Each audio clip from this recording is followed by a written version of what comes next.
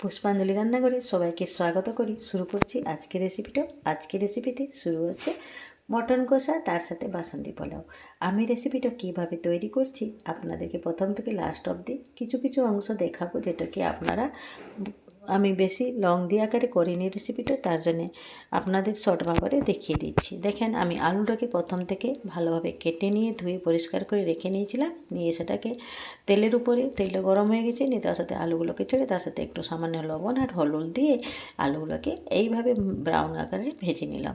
এইভাবে আলুতে একটু হলুদ দিয়ে ভাজলে ভালো লাগে। তারপরে দেখেন, এদিকে আমি মটনটাকে ভালো করে ধুয়ে পরিষ্কার করে রেখেছিলাম। সেখানে কাটা পেঁয়াজ দিয়েছি, কাটা টমেটো একটা দিয়েছি, একটা 500 গ্রাম মতন মটন আছে। তার সাথে আদা রসুন বাটা দিয়ে দিলাম, তার সাথে দিয়ে দিয়েছি একটু হলুদ গুঁড়ো, তার সাথে এখানে আর কিছু মশলা অ্যাড করিনি। হলুদ গুঁড়ো দিয়ে দিয়েছি, তার সাথে একটু সরষের তেল 2 চামচ মতন অ্যাড করি। সেটাকে ভালোভাবে ম্যারিনেট করে রেখে দিতে হবে। আর এইখানে আমি পেঁয়াজটাও প্রথম থেকে অ্যাড করেছি, আর তারপরে কিছু পেঁয়াজ আমি রান্না করার সময় অ্যাড করব। দেখেন, আমার সবকটা ম্যারিনেট করে রাখা হয়ে গেছে। এটাকে আমি কিছু সময়ের জন্য, মানে 10 থেকে 15 মিনিটের মতো ঢাকা চাপা দিয়ে রেখে দিয়েছিলাম। তারপরে এদিকে মটন কষাটাও তৈরি করার জন্য আমি এখানে কড়াইতে আবার তেল নিয়ে নিয়েছিলাম। তেলের উপরে একটু শুকনো লঙ্কা ভেঙে রেখে দিয়েছি, তার সাথে দুটো তেজপাতাও তারপরে দেবো একটু গরম মশলা, খাড়ো গরম মশলা, যেখানে এলাচ আছে, দালচিনি আছে, লবঙ্গ আছে, আর এখানে ছোটো এলাচও আছে, বড় এলাচও আছে। দিয়ে ভালোভাবে এটাকে ভালোভাবে ভেজে নিতে হবে যত পর্যন্ত লাল হয়েছে। আর এখানে ভাজার সময় তারপরে এখানে অ্যাড করে দেবো আজ বেঁচে রেখেছিলাম যেই পেঁয়াজ কাটাগুলো ছিল, সেগুলো আমি এখানে অ্যাড করে দিলাম। পেঁয়াজ কাটাগুলোকে দিয়ে তারপরে আমি এখানে ভাজতে দেখবেন পেঁয়াজ কাটাগুলো ব্রাউন আকার ধারণ করে যাবে। একটু ব্রাউন, বেশি ব্রাউন করলে চলবে না। তার সাথে এখানে একটু সামান্য 2 চামচ মতন চিনি অ্যাড করে দিলাম। চিনিটা অ্যাড করে দিয়ে এটাকে ভালোভাবে ভাজতে, দেখেন এটার কালারটা একটু ভালোভাবে কালার চলে আসবে। চিনিটা অ্যাড করাতে একটা মাটনের একটা কালারটা এত সুন্দর হবে বলার বাইরে। তার জন্য এই কষার সময়, এই পেঁয়াজটা ভাজার সময় চিনিটা আমি অ্যাড করি না। এই যে চিনি থেকে যে ম্যারিনেট বেরোয় সেটা মাংসের কালারটা দ্বিগুণ বেড়ে যায়। তার জন্য এই রান্না করার সময় আমি চিনিটা অ্যাড করে দিলাম। দিয়ে এখানে আমি মটনটাকে আমি যে ম্যারিনেট করে রেখেছিলাম, 15 মিনিট হয়ে গেছে। এবার আমি সেটাকে এর উপরে, পেঁয়াজটা বেশি লাল করে ভাজা চলবে না, সামান্য একটু কাঁচা গন্ধটা চলে গেলে এখানে আমি ম্যারিনেট করে রেখে দেওয়া মাংসগুলো ঢেলে দিলাম। ঢেলে দিয়ে এটাকে কিছু সময় ধরে নাড়তে থাকতে হবে। দেখেন, আমার মটন কোটা ভালোভাবে মশনটাকে ভালো করি এখানে কিন্তু তেল আমি বেশি ইউজ করিনি। দেখতে পাচ্ছেন তো, আমি মটনগুলোকে দিয়ে দিয়েছি। এবার এটাকে ভালোভাবে কষতে কিন্তু এখান থেকে জলটা সব বেরিয়ে যাবে। এবার কিন্তু এখানে আমি লবণ দিলাম। প্রথম থেকে আমি যখন ম্যারিনেট করেছিলাম তখন আমি লবণটা দেইনি। আগে থেকে লবণ দিয়ে দিলে কি মাংস থেকে জল ছেড়ে যায়, তখন দেখবে ভালো লাগে না মাংসটা। তার জন্যে আমি এই সময় লবণটা অ্যাড করে দিলাম। তারপরে আমি এখানে এটাকে ঢাকা চাপা দিয়ে কিন্তু কষতে থাকতে হবে। তাই আমি এটাকে কিছু সময়ের জন্য ঢাকা চাপা দেওয়ার জন্যে আমি এখানে মাংসটাকে ভালোভাবে কষতে দেখবেন এখান থেকে এই কষার সময় অনেকটা সিদ্ধ হয়ে যায়। তার জন্যে সময় ধরে বারবার এখানে সময় ধরেই কষতে হবে। দেখেন, এখানে আমি বেশি তেলও দেইনি, অল্প তেলেই রান্না হয়েছে এই মটনটা। আর এই মটন রান্না করার সময় চেষ্টা করবেন সব সময়, দেখবেন কি মটনটা যেন ভালোভাবে কষা হয়। আর প্রথমে ম্যারিনেট করে রেখে থাকবে, যখন ম্যারিনেট করে রেখে দেবে, যখন আমি আদা বাটা, রসুন বাটা, তারপরে এখানে পেঁয়াজ বাটাটা দেইনি, পেঁয়াজ বাটা আমি গোটা পেঁয়াজ কেটে দিয়েছিলাম, আদা রসুন বাটা আর একটু শুকনো লঙ্কা বাটা। এদিকে আমার সেটা যতক্ষণ অবধি কষা আছে ততক্ষণ অবধি আমি বাসন্তী পোলাওটা করব। তার জন্য কী দিয়েছি দেখেন, আমি এখানে গোবিন্দভোগ আতপ নিয়েছি, সেখানে আমি একটু আদা বাটা দিয়ে দিয়েছি, তারপরে একটু হলুদ দিয়েছি, তারপরে সামান্য একটু ঘি দিয়ে দিলাম। ঘি দিয়ে হলুদ আর শুকনো লঙ্কা গুঁড়ো, তারপরে একটু বাসন্তী পোলাওতে সামান্য একটু ঘি দিয়ে দিলাম। দিয়ে এটাকে ভালোভাবে মেখে নিতে হবে। এই গোবিন্দভোগ আতপটাকে ভালো করে প্রথম থেকে শুকনোতে আমি মাখিয়ে নিয়েছি। দেখেন ভালোভাবে ধুয়ে পরিষ্কার করে তাকে আমি শুকিয়ে রেখেছিলাম। নিয়ে তারপরে এখানে মাখিয়ে নিয়ে কিছু সময়ের জন্য এটাকে রেখে দিতে হবে। এটা মাখাবারটা ভালোভাবে আদাটা যেন আদা বাটা পেঁয়াজ আর কাঁচা লঙ্কা বাটাটা যেন ভালোভাবে মাখানো হয়ে যায়। তার সাথে দেখবেন এখানে যখন ঘিটা দিয়েছেন না, একটা ভালো গন্ধ বেরোবে। দেখুন বাসন্তী পোলাও রান্না করার সময় গোবিন্দভোগ আতর দিয়ে যদি বাসন্তী পোলাও করা হয় তাহলে দেখবেন খেতে খুবই সুস্বাদু হয়। আর মটন সাথে যদি বাসন্তী পোলাও হয়েছে তাহলে তো বলে আমার মেয়েগুলো কিন্তু এইসব খেতে খুব পছন্দ করে। তাই আজকে তৈরি করা বছরের নতুন প্রথম সপ্তাহে এইটাই শুরু করে দিলাম।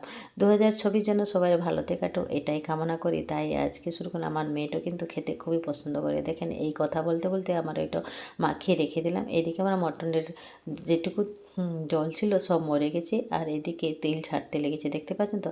এদিকে আমি কিন্তু গ্যাসের উপরে গরম জলটা চাপিয়ে রেখে দিয়েছি আগে থেকে। কেন এই মটন কষাতে সবসময় ঠান্ডা জল দিলে চলবে না। এখানে সবসময় মটন কষার সময় একটু গরম জলটা আগে থেকে চাপিয়ে রেখে দিলাম। এখানে কিন্তু তেল ছাড়তে লেগেছে, দেখতে পাচ্ছেন তো। নিয়ে এবার তেল ছাড়তে ছাড়তে আমি এখানে কিন্তু ঢেলে দেবো সেই গরম জল। আমি সসপ্যানটা গরম জল করতে বসিয়ে দিয়েছিলাম। নিয়ে গরম জলটা আমার যখন গরম হয়ে যাবে, জলটা গরম হয়ে যাওয়ার পর এখানে আমি গরম জলটা অ্যাড করবো। গরম জল দিলে কি মাংসটাতে স্বাদটা থাকে আর তাড়াতাড়ি যেন সিদ্ধ হবে, তার জন্য আমি গরম জলটা অ্যাড করলাম। আমি 2 গ্লাস মতন গরম জল এখানে অ্যাড করে দিলাম। এবার এখানে এটাকে সিদ্ধ হওয়ার জন্য ঢাকা চাপা দিয়ে রেখে দেবো।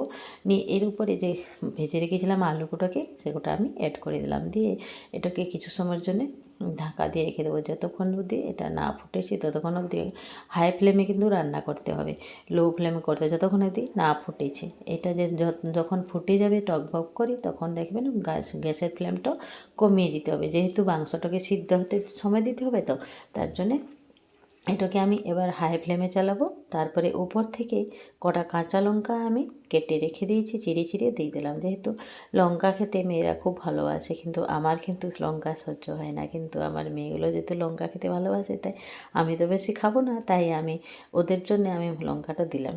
এবার কিন্তু এটা ঢাকা চাপা দিয়ে কিছু সময় রেখে দিলাম। এবার কিন্তু কড়াইতে আমি একটা ফ্রাই প্যানে আমি ঘি নিয়ে নিয়েছি, সেখানে কটা কাজু দিয়ে দিলাম। এই কাজুটা হচ্ছে আমার পোলাওর জন্য। কাজুটাকে আমি ভেজে নিলাম, তার সাথে কিছু কিশমিশও দিয়েছি। বাসন্তী পোলাওতে কাজু কিশমিশটা হলো মেন ইনগ্রিডিয়েন্ট, তাই এখানে কাজু কিশমিশ দিলে খেতে খুবই ভালো লাগে ওর পোলাওটা। আর মেয়েদের যেহেতু প্রিয় তাহলে এখানে সেটা কেন বাদ যাবে, তাই সব কিছু দিয়ে আমি এটাকে কাজু আর কিশমিশ দিয়ে ভালোভাবে ঘি দিয়ে একটু ভালোভাবে একটু ব্রাউন কালার করে ভেজে নেব। বেশি ব্রাউন পুড়িয়ে দিলে চলবে না, কিন্তু অল্প আঁচে এটাকে আমি ভেজে নিলাম। দেখেন এইভাবে আমি উল্টো পাল্টো করে এটাকে ভেজে নেব। এইখানে আমি রান্না করার সময় আমার মেয়েটা আমাকে হেল্প করছিল অনেকক্ষণ, কিন্তু ও কিন্তু রান্না করতে খুবই ভীষণ ভালোবাসে, কিন্তু সময়ের অভাবে ও রান্না করতে পারে না। তাই আমার সাথে লেগে পড়েছিল রান্না করার সময়। তাই দেখেন এবার এটা ব্রাউন করে ভাজা হয়ে গেছে। আমার মেয়েটাও কিছু কিছু মাঝে মাঝে করে দিচ্ছে। তারপরে কড়াইতে এবার আমি বলে দিচ্ছি ও করে নিচ্ছে। দেখেন কড়াইতে ঘি অ্যাড করে দিল 1 চামচ মতন। তারপরে ঘিটা দিয়ে এখানে আমি এই ঘিটা যতক্ষণ অবধি গলে যাচ্ছে, আমি অল্প আঁচটা রেখেছি তাই ঘিটা গলতে একটু দেরি লাগছে। তারপরে একটু খাড়ো গরম মশলা আমি ধরে দিলাম দারচিনি, এলাচ, তারপরে এলাচ দিয়েছি, তার সাথে 2টো এলাচ দিয়ে দিলাম, একটা লবঙ্গ, তারপরে একটা ছোটো এলাচ দিয়েছি, একটা বড় এলাচ, 2টো ছোটো এলাচ আছে, একটা বড় এলাচ আছে, আর 2টো লবঙ্গ আছে। এটা দিয়ে তারপরে একটা তেজপাতা দিয়ে দেবো। তারপরে একটু এখানে দেবো গোলমরিচও দেওয়া আছে। দেখেন এগুলোকে ভালোভাবে কাঠকলাতে ভেজে নিতে, কাঠকলাতে নয়, এটাকে আঁচটা কিন্তু খুবই স্লো করা আছে। এটাকে ভেজে নিলাম, নিয়ে তারপরে এগুলোকে আমি ভাজতে ভাজতে দেখেন গ্যাসের ফ্লেমটা এখানে লো টু মিডিয়াম করে রেখে দিয়েছি। এখানে এটা ভাজা হয়ে যাচ্ছে, যখন ঘি দিয়ে এটা ভাজা হয়ে গেলো তারপরে যে রেখেছিলাম পোলাওটা, বাসন্তী পোলাওর জন্য চালটা ম্যারিনেট করে রেখেছিলাম ঘি দিয়ে আদা বাটা, আর সেই আদা বাটা দিয়ে যে রেখেছিলাম সেটাকে আমি এখানে এড করে দিলাম। তারপরে এটাকে অ্যাড করে দেওয়ার পর তারপরে এটাকে ভালোভাবে ঘিয়ের সাথে নাড়তে থাকতে হবে। এটা নাড়তে নাড়তে দেখবেন এটা ভালো একটা সুগন্ধ বেরিয়ে যাবে। দেখছেন, এটা নাড়তে দেখবেন এই বাসন্তী পোলাও কিন্তু কষা মাংসর সাথে খেতে খুবই ভালো লাগে। এটাও গ্যাসের ফ্লেমটা একটু বাড়িয়ে দিতে বললাম মেয়েটাকে, মেয়েটা আবার বাড়িয়ে দিচ্ছে। ও নিজেই রান্না করতে খুব ভালোবাসে, তাই আমার সাথেও রান্না করতে লেগে গেছে। দেখেন এবার এখানে আমি যেই এদিকে আমি গরম জলও বসিয়ে দিয়েছিলাম, কারণ বাসন্তী পোলাওতেই গরম জলটাই অ্যাড করব। ঠান্ডা জলটা একদম রান্না করার সময় সবসময় চেষ্টা করবে সাইডে গরম জল বসিয়ে রাখার জন্য, কারণ রান্না করার সময় গরম জলটা অ্যাড করলে রান্নার স্বাদটা বজায় থাকে আর খুব তাড়াতাড়ি হয়। তার জন্য আমি চেষ্টা করলাম তাড়াতাড়ি করার জন্য গরম জলটা সাইডে বসিয়ে রাখার জন্য। দেখেন এইভাবে দেখেন ভাজতে ভাজতে দেখেন চালটা ভাজা হয়ে গেছে। এভাবে ঘি দিয়ে ভালোভাবে এটাকে ভাজতে থাকতে হবে। যখন চালটা দেখবেন বেশি লাল করাও চলবে না, কারণ এখানে কিন্তু বাসন্তী পোলাও করার সময় বেশি চালটা ভেজে দিলে চলবে না। দেখেন এবার আমি গ্লাসে করি, হালকা উষুম হয়ে গিয়েছিলো জলটা। দেখেন জলটা যেহেতু গরম আছে তাই দিতে দিতে ফুটতে শুরু করে দিয়েছি। দিয়ে জলটা ফুটতে শুরু করে এবার এখানে কিন্তু মাপ করি আমি, গ্লাসে যদি 2 গ্লাস 1 গ্লাস চাল আছে তাহলে 2 গ্লাস মতন জল দিতে হবে। মাপ টাপ করি আমাকে জলটা দিতে হবে, তাই মেয়েটা বলে দিলাম কি আমার এই মাপে মাপে জলটা দিতে হবে। দিয়ে দু গ্লাস জল দিয়ে দিলাম। 2 গ্লাস জল দিয়ে এখানে আমি কিছু কাঁচা লঙ্কাও অ্যাড করব। দেখেন উপর থেকে 2 গ্লাস আর অর্ধেকটা মতন দিলাম, কারণ চালটাতে একটু সময় লাগে হবার জন্য, তার জন্য একটু বেশি করি আর আধ গ্লাস জলটা অ্যাড করে দিলাম। তারপরে দেখেন এখানে অ্যাড করে দেবো আমি সামান্য একটু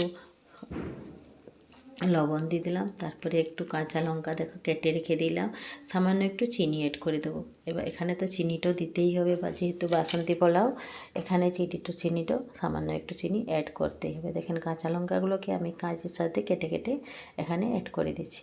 তারপরে লঙ্কা দেওয়া হয়ে গেল 3-4টা, আমি লঙ্কা অ্যাড করে দিয়েছি।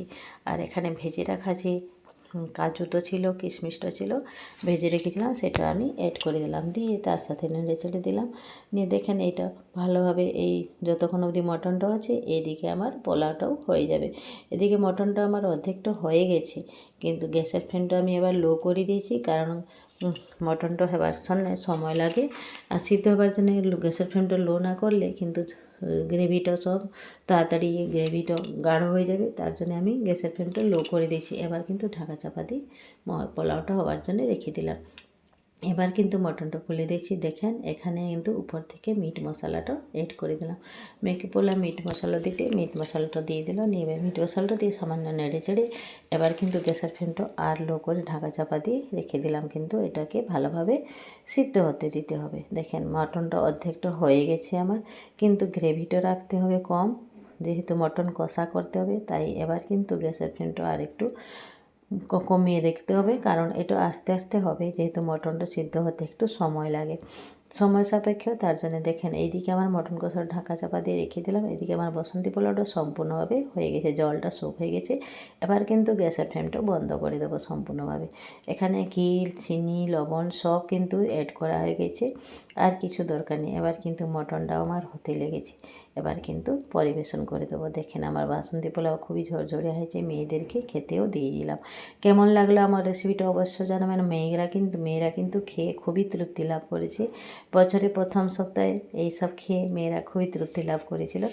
আমাকেও মেয়েরা খেতে দিল, কিন্তু খুবই ঝাল ছিল, তাই আমি খেতে খেতে খুবই জল খাচ্ছিলাম। মেয়েরা কিন্তু খুব কষ্ট পেয়েছিল আমি যখন জল খাচ্ছিলাম বেশি বেশি করে, আর ঝালেই মরে যাচ্ছি। তাই কেমন লাগলো আমার ভিডিওটা অবশ্য জানাবেন। আপনারা অবশ্যই এইভাবে নতুন ভিডিও দেখার জন্য, আবার আমার নতুন নতুন রেসিপি দেখার জন্য পাশে থাকবেন। ধন্যবাদ।